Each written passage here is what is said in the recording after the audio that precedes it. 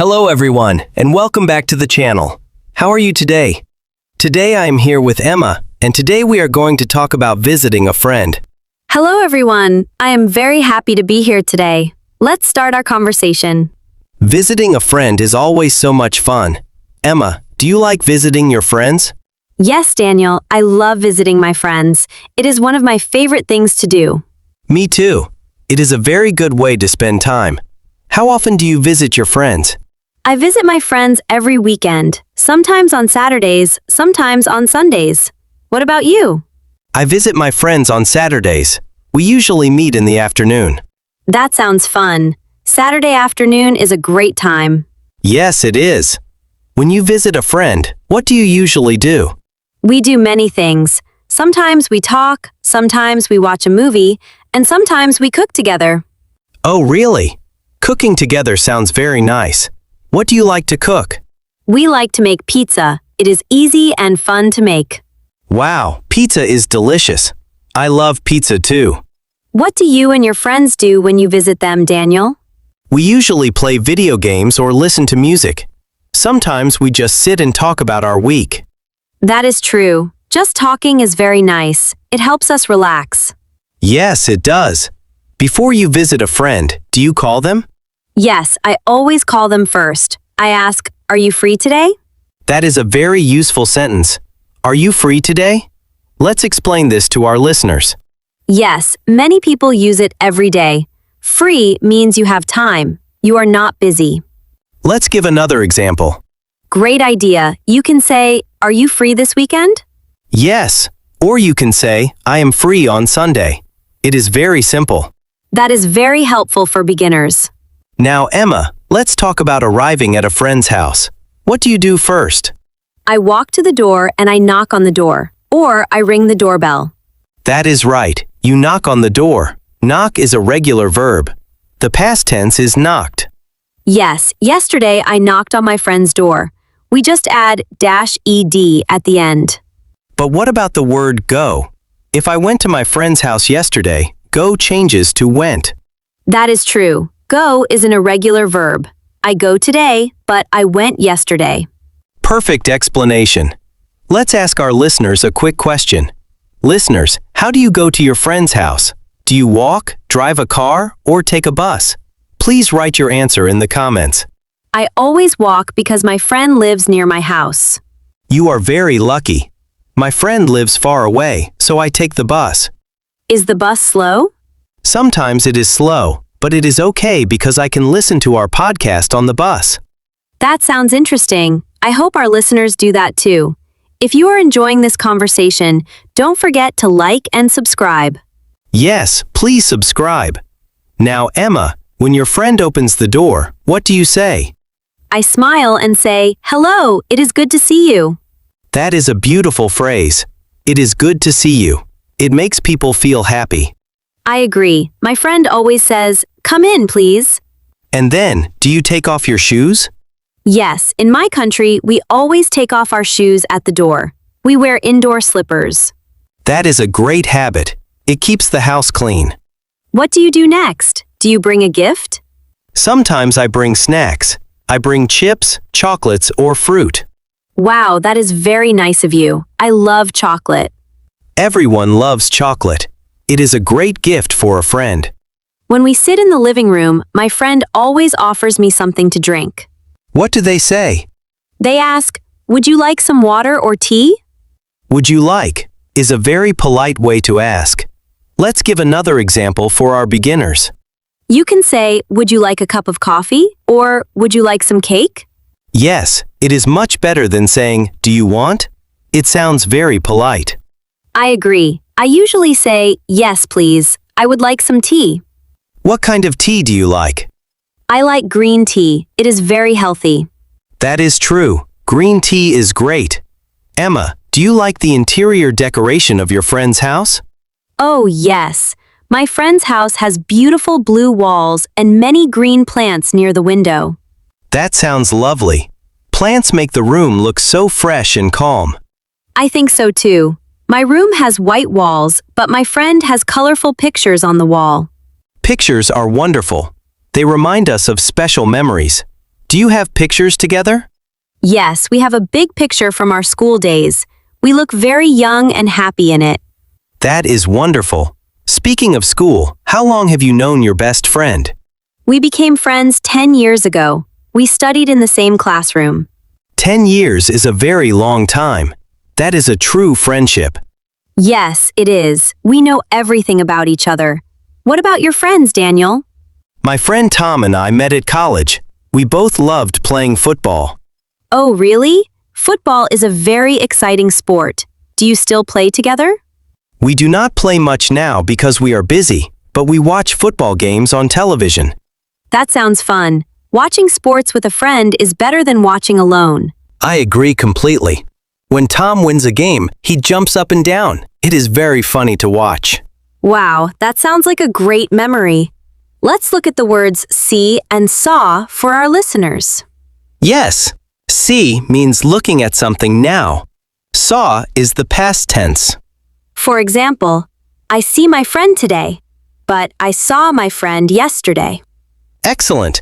Saw is an irregular verb because it does not end with ed. This is very important for English learners to practice. Emma, let's talk about the food when you visit your friend. Do you buy snacks or make them? Sometimes we make snacks. My friend makes delicious chocolate cookies. The smell is amazing. Freshly baked cookies. That sounds delicious. Do you know how to bake? No, I do not know how to bake. I only know how to eat them. That is funny. Eating is the best part of baking anyway. That is true. What about you? Do you cook when you visit Tom? Tom is a great cook. He makes spicy pasta for us. I usually help him clean the kitchen. Cleaning the kitchen is a very helpful job. You are a good guest, Daniel. Thank you, Emma. I try my best. Guest is a good word. A guest is a person who visits a house. Yes, and the person who owns the house is called the host. That is a very important vocabulary word. Host and guest. Listeners, when you visit a friend, are you a good guest? Do you help clean up? I hope they do. It is very polite. Emma, do you ever stay at your friend's house for the whole night? You mean a sleepover? Yes, sometimes we have a sleepover on weekends. Sleepover is a fun word.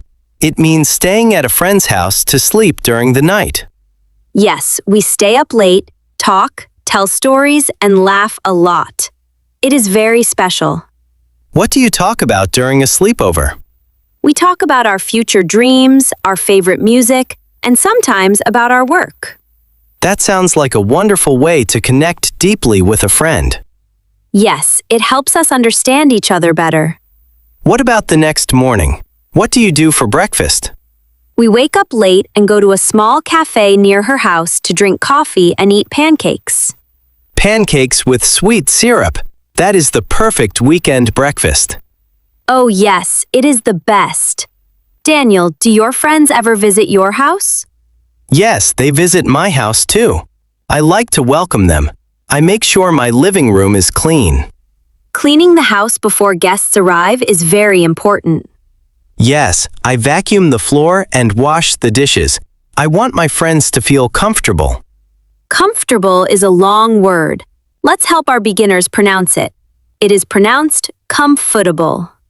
Yes, comfortable. It means feeling relaxed and happy in a place. My friend's sofa is very comfortable. I can sit there for hours. That is great. A comfortable sofa makes a house feel like home. Daniel, what do you do if your friend is sad when you visit them? That is a serious question. If my friend is sad, I listen to them. I do not play games or laugh. That is beautiful. A good friend is always there during sad times, too. I agree. We can make a warm cup of tea and just listen to their problems. Sometimes people do not need advice. They just need someone to listen. That is very true, Emma. Being a listener is a great quality. Let's check another word here. Hear versus listen. Do you know the difference? Hear happens automatically with our ears, but listen means we give attention to the sound. Yes, for example, I hear the rain outside, but I listen to my friend's story. Wow, that is a perfect grammar explanation. Our listeners will love that tip. Thank you. I think learning English with examples is very easy. Yes, it is the best way. Emma, do you prefer small groups or big parties when visiting friends? I prefer small groups. 1 or 2 friends is perfect for me. Big parties are too loud. I feel the same way. In a small group, you can talk to everyone easily. Yes, and you can have real conversations without making a lot of noise.